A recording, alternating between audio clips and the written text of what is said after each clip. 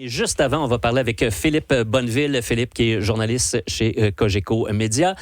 Philippe, on a appris aujourd'hui que l'animateur à la radio de Radio-Canada à Québec, l'animateur de l'émission du matin, ancien correspondant parlementaire, Alex Boissonneau, se lance en politique. Il sera candidat pour le Parti québécois dans Arthabasca. Mais voilà que quelques détails de son passé là, refont surface. Oui, il va affronter Éric Duhem dans une lutte qui risque d'être très, très serrée dans Arthabasca. Alex Boissonneau, tu l'as dit, travaillait jusqu'à aujourd'hui là, pour Radio-Canada, a eu une brillante carrière dans les médias.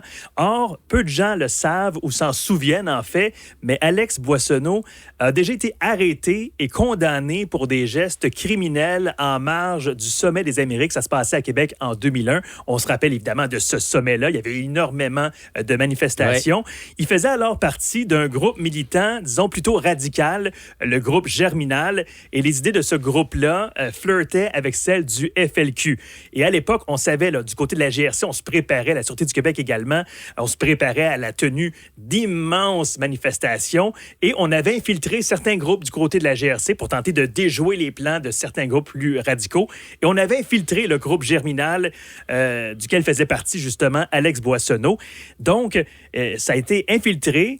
On a déjoué les plans de ce groupe-là et la GRC avait procédé à l'arrestation d'Alex Boissonneau et de 6 complices en lien avec ces gestes-là qu'il voulait commettre au Sommet des Amériques de 2001. Il faut rappeler qu'il s'agit donc de crimes qui sont survenus, oui, il y a 25 ans, mais il avait comploté pour ouvrir une brèche dans la clôture qui protégeait certains secteurs du Sommet des Amériques. Donc, dans la préparation de leurs crimes, ce que les membres du groupe là, Germinal, incluant Alex Boissonneau, ce qu'ils avaient fait, ils s'étaient procuré du matériel militaire, des cocktails Molotov, selon la preuve qui avait été présentée lors des procédures judiciaires dans ce dossier-là. Et le juge, à l'époque, avait dit « ça aurait pu mettre la vie des gens en danger ». Évidemment, on ne s'est pas rendu. Il a été arrêté, lui et ses complices, avant de mettre le plan en action. Donc, ça ne s'est jamais produit. Il n'y a jamais eu utilisation ni du matériel militaire, ni des cocktails Molotov. On n'a jamais même tenté d'ouvrir une brèche dans les clôtures. Et Alex Boissonneau, il faut le rappeler, il avait été arrêté chez lui lors d'une opération policière. Il avait passé quand même 41 jours en prison de manière préventive. Donc, à la suite de son arrestation, a été arrêté puis avait été libéré pendant le reste des procédures judiciaires. Et il a été condamné au terme des procédures judiciaires à une peine de 6 mois à purger dans la collectivité. Avait dû également effectuer 50 heures de travaux communautaires. Donc, comme je le disais, ça fait un quart de siècle tout ça. C'est pas là récent. Presque 25 ans. Il a purgé sa peine et Alex Boissonneau a eu un parcours, il faut le dire aussi, sans faille depuis ce temps-là. Il n'y a pas eu de nouvelles arrestations, rien, pas de démêlés avec la justice. Il travaille pour Radio-Canada, avait été embauché en 2008 par Radio-Canada. Ce qu'on ne sait pas pour l'instant, c'est à l'époque, est-ce que Radio-Canada, en 2008, donc quelques années après le sommet et après la condamnation, est-ce que Radio-Canada est au courant des démêlés judiciaires d'Alex Boissonneau quand on l'a embauché? Et depuis ce temps-là, il y a eu un beau parcours, le correspondant parlementaire, comme tu as dit. Et là, on a tenté... Tu as essayé de le rejoindre. Oui, on a tenté de parler à Alex Boissonneau cet après-midi. Il n'a pas répondu. On a parlé aussi au Parti québécois, au responsable du Parti québécois. On voulait tenter d'avoir une entrevue avec lui. Ce qu'on nous dit du côté du PQ, c'est qu'il va prendre la parole mercredi, pas avant, et qui va répondre alors à toutes les questions sur tous les sujets, incluant ce sujet-là.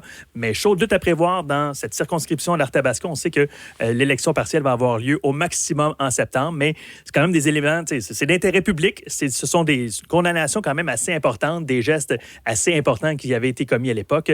Donc voilà pour le dossier Alex Boissonneau, dont on va certainement entendre parler.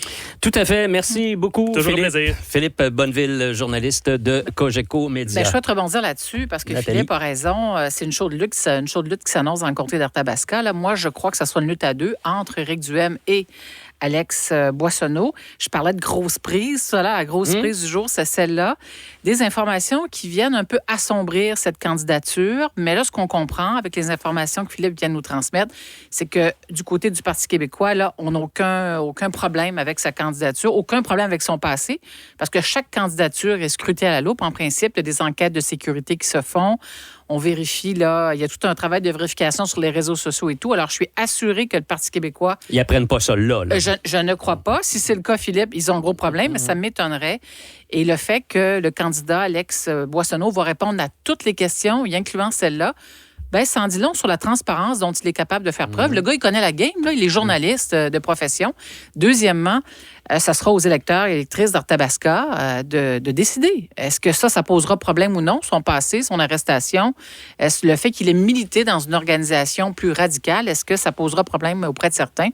C'est eux qui décideront, évidemment. Mais c'est une grosse prise là, pour le Parti québécois. On ne s'attendait pas à ça.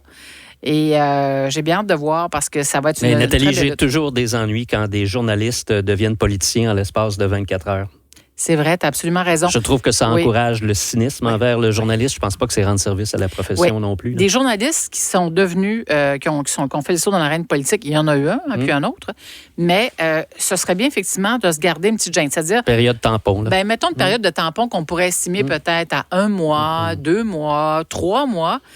Mais tu as raison, c'est un très bon point que tu soulèves. Parce que là, ça pose toute la question aussi quand il a fallu qu'il négocie avec le Parti québécois. Oui. Il était encore en ondes vendredi dernier. Oui. Est-ce qu'il a commencé les négociations samedi matin au déjeuner? Ça pose problème.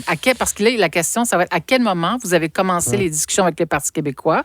S'il était toujours en ondes, ça pose problème. A-t-il informé Alex Boissonneau, son employeur, qu'il était en discussion avec le Parti québécois? Alors, ça... Un certain nombre de questions. Ben, je dis, Philippe, c'est une grosse prise. Moi, je pense que c'est une grosse prise, mais à partir de la conversation qu'on a ensemble, des informations de Philippe Bonneville, est-ce que tout ça pourrait compromettre à ce point sa candidature que le Parti québécois se retrouverait toute la campagne sur la défensive? Parce que là, ce qu'on ne sait pas, c'est la date.